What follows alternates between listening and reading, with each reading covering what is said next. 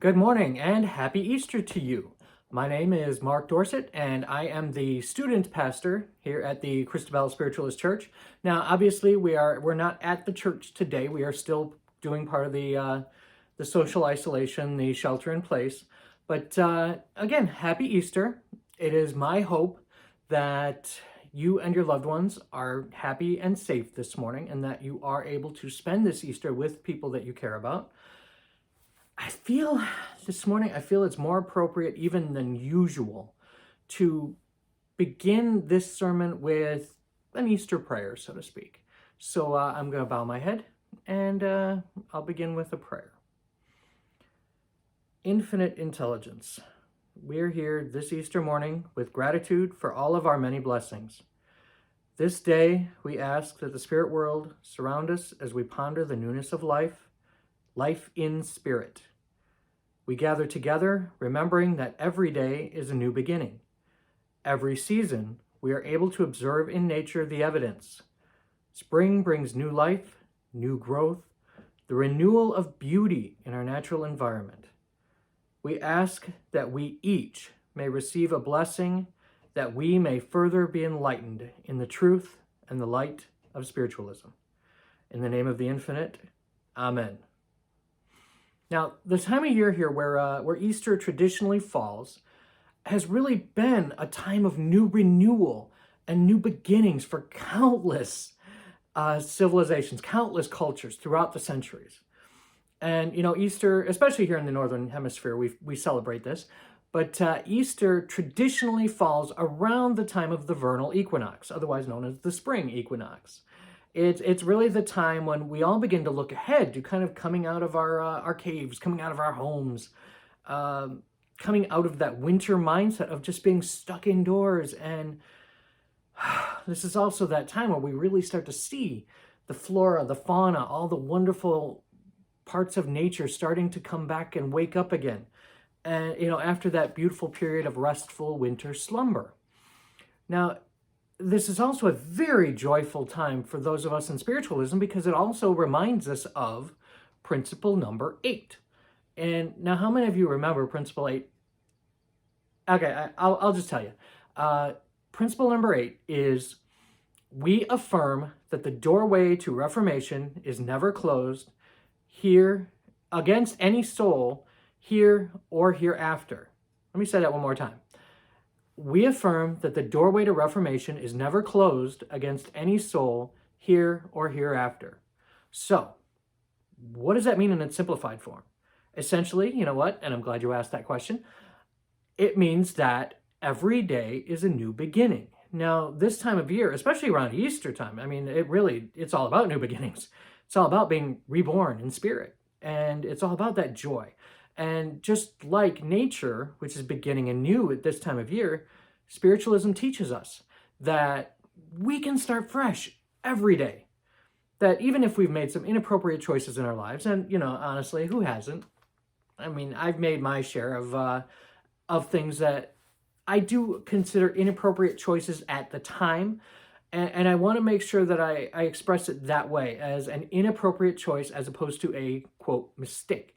Because when it comes to the choices we make, quite often we're making the best decisions we can with the information that we have or with the level of evolution that we are at. So it's not so much a, quote, mistake as it is just a choice that may not have been appropriate at the time. And as long as we learn and grow and evolve from that, hey, that's great. So I much prefer that term. But anyway, in addition to our physical existence where we can, make choices and learn and grow and evolve from them and start fresh every day, just like principle number 8 really does define. As it's stated, this just isn't relegated to our physical existence. If you think about that principle, it also relates to any soul here or hereafter.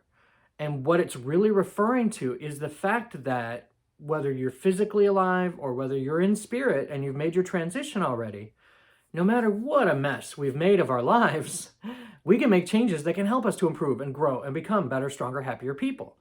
And so it really is a wonderful thought that even though we may have made some inappropriate choices and had some things happen that may have had unexpected consequences in this life and in the next one, the door to reformation is never closed, that we have that opportunity to grow, to learn, to evolve. And I just love that phrase, every day is a new beginning. You know, to me, that's a very reassuring statement, I have to be honest, because it really means that we can move forward. We can make amends, so to speak. Now, I'm going to speak from my own life for a minute about a little different subject here, changing the subject. In addition to every day being a new beginning, and that's where I'm really referring to things where, like I said, we may make some inappropriate choices, but also in the context of every day being a new beginning, everybody likes to start their new year fresh. A lot of people like to do it around the time of the new year, after Christmas. Me and my wife, Deb, we much prefer to think of this time of year, around the equinox, around Easter, as being our time of renewal, our time to begin again with things. So we don't really think of them as being resolutions like people think of for New Year's, but especially around this time, it feels much more, I don't want to say much more right, but much more appropriate for us to come up with some new ideas, some new plans, new ways of thinking, just like nature is really starting to bloom and really start to come forward and grow and evolve and prepare for the new year. And really, in my mind, nature sees spring as being the start of a new year, for a new cycle of growth.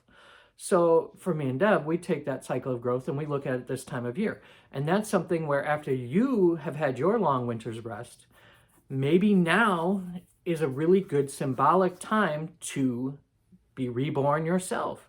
Look at what areas of your life you can work on. Look at what areas you can improve on. Put particular emphasis on how you can learn, grow, evolve, become a better, stronger, happier person. And really, if you think about it in the grander scheme of life right now, we really are kind of seeing principle number 8 in action as we speak, just globally.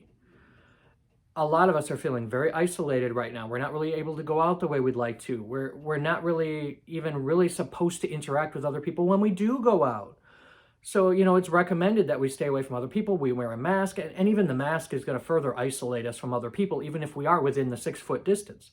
So, I understand these are valid precautions, at least to my mind, that will help stem the tide of this current situation, that will help this virus to continue to slow its growth, to slow how it spreads. So I understand that. However, on a physical level, on an emotional level, even on a spiritual level, it does take its toll on us, on everybody. Now, there is an upside to all of this that's going on with this shelter in place and with people not necessarily being supposed to leave their homes as much. The upside to this, and the upside to humanity not being as active in the world at the moment, is that there's an amazing amount of healing being done by the planet right now. I mean, pollution is down. Wildlife is returning to areas that had been abandoned to people centuries ago in some cases. I mean, if you think about it, dolphins are returning to Venice, and you can see the bottom of the canals. People are able to see in Tibet, they're actually able to see the top of the mountains, the whole mountain range, which they haven't been able to see in years. So there are things happening that are ultimately positives from this experience, even as we shelter in place. And this is exactly what I mean when I say now is a time for a new beginning. Our planet really is breathing a sigh of relief while we take a break from our societal need for constant expansion. So as the planet is healing and as the planet is kind of resting and recuperating and healing, I think it's great that we can do this as well. And, I know what I just said might be an odd way of wording things, that we have a societal need for constant expansion. However, if you think about it, really, I mean, unless we're moving forward, we have become a society of sharks in that cliche of we always have to be moving forward. We've been trained into that mindset of being very externally directed. By that, I mean, we've been trained into doing a lot of, okay, what should I do next? What do I have to do here? What do I have to do there? What's next on my list of things?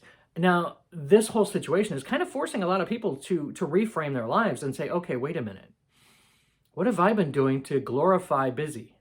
And I'm a huge proponent of stop the glorification of busy. Look at what's truly important and do those things instead of trying to find things that are just going to keep us busy. And we get so trained into that mindset of that externally directed mindset of just, okay, what do I have to do next? What do I have to do? I have to keep up with the Joneses, or I have to keep up with the next door neighbors, or I have to do whatever just because I'm supposed to. And don't should on yourself.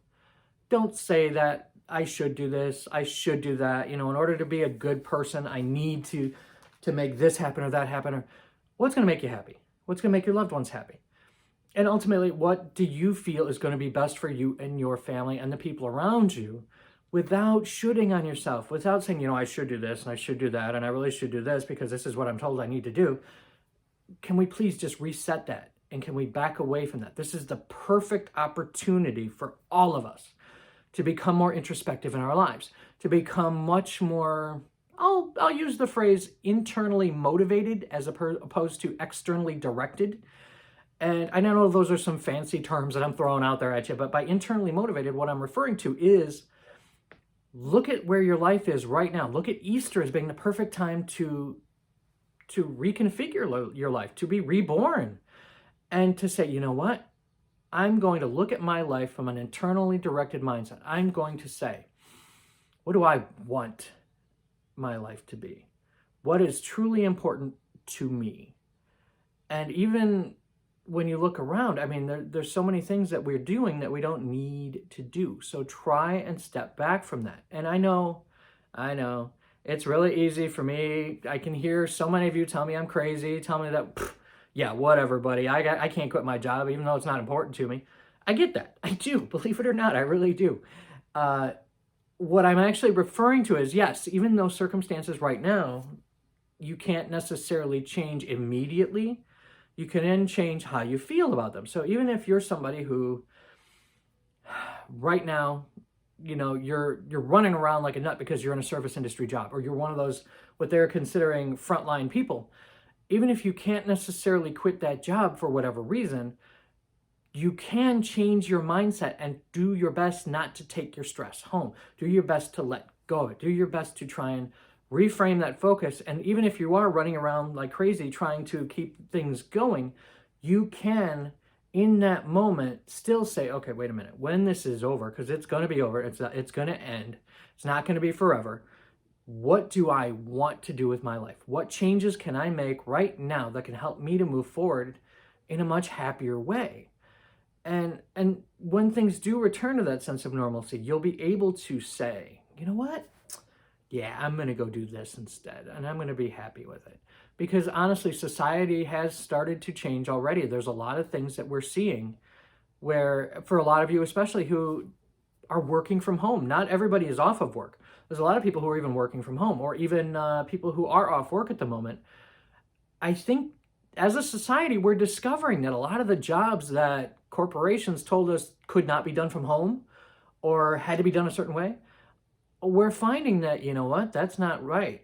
It really is something that I can do from home. I can live my life and have my job. And that's something that I really see being a much bigger part of things moving forward. So even if you're home, you're stuck home, you're not working, you're worried about where the next bill is going to get paid for, sit down and focus on what you feel you want to do. So as soon as you're ready to come out of your cocoon, as soon as you're ready to get away from the situation you're in, you can hit the ground running and you can start moving forward and you can just start. Yeah. And that's where this work from home situation has taught us so many things that we do not need to live to work. We just work to live. You go to work, you do what you got to do, you get your money, and then you go home. Or in this case now, a lot of people are working from home, and you can do that. You can just stay home while you're working, and it makes your life go much more smoothly, much more simply. And that's where try and remember that things are going to change, things are going to get better. We affirm that the doorway to reformation is never closed against any soul here or hereafter. It's not too late. It's never too late. Today is Easter Sunday. Look around at those you care about. Look around, and even if you cannot physically be with those people, reach out to them in whatever capacity you can. Phone, email, video chat. Do something to reach out to some of the people that are separate from you physically. I can guarantee it's going to mean a lot, not only to them, but also to you, to stay connected with those people. I mean, this is Easter. This is part of that whole time of year of rebirth, renewal, getting reconnected, and reconnect with those loved ones that you haven't necessarily gotten to talk to very much lately because you haven't been able to see them. Find ways to reconnect with people, even if it's through social media, which I know a lot of people are not necessarily fans of social media right now, but it's helping people to stay connected. So please check on everybody that you care about, especially those people who seem like they're normally the strongest and aren't reaching out to you. Those are the people a lot of times you kind of need to check on the most, because those are the people who don't always feel like they can reach out because they are the ones who are supposed to be strong. So reach out to those people with love. Check on them, talk to them, just let them know how you're doing, whatever you feel is appropriate. I mean, and honestly, Easter is also a holiday that your loved ones in spirit will be thinking about you as well, and they will be coming to visit you because, they don't have to worry about the social isolation factor. Your loved ones in spirit can be around you, and they could be hanging out with you. So remember spiritualist principle number 4. We affirm the existence of and personal identity of the individual continue after the change called death. Let me say that one more time. We affirm that the existence and personal identity of the individual continue after the change called death. We never die. Your loved ones are all around you, and they want you to know they're doing spectacularly well. And this time of year especially, as things start to get greener, as life starts to really open up and unfold again, they love you. They want you to know that they're doing well, and they want to see you doing well. And they also, even though they know what's going on in your life, honestly, they see the big picture, they can see the broader perspective of things. They want to hear it from you. They want to know how you're doing. So reach out to your loved ones in spirit. Keep talking to them. And if you're really not sure that your loved ones are with you, don't be afraid to reach out to your local spiritualist church. We can put you in touch with mediums who can help you to know that your loved ones are with you, to know that your loved ones are doing well. That's what our job is. That's what our life path is. That's what our passion is to connect people. Trust me, I know. So, personally, I do kind of like to make the joke that I'm the cell phone that people in spirit dial into. And I honestly think that's pretty accurate. It's one of my main life purposes is to connect people with their loved ones in spirit and to provide evidential information. And I'm sure anybody who has ever seen me do a reading or do a gallery reading or any of that sort of thing has seen the joy in my face when I am allowed to perform that service for others. So, feel free to reach out to someone that you think of as a reputable medium, or find your local spiritualist church. They can help put you in touch with someone who can also help you connect with your loved ones.